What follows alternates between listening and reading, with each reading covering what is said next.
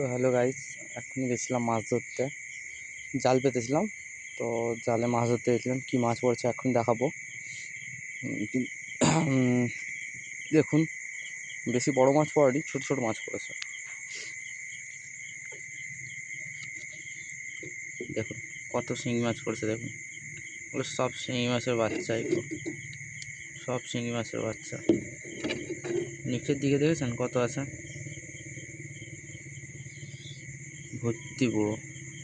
এটা গিয়ে কালকে সকালে পুকুরে ছেড়ে দেবো। এই একটা মরে গেছে, নাহলে সব প্রায় বলতে গেলেই বেঁচে আছে। এই যে এটা বড়টা, একটু এই শিঙিটা একটু বড় আছে।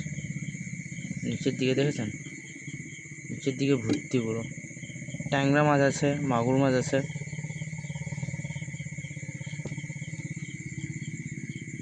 কেমন লাগলো আমার মিনি ব্লগটা বলবেন, কমেন্টে জানিও।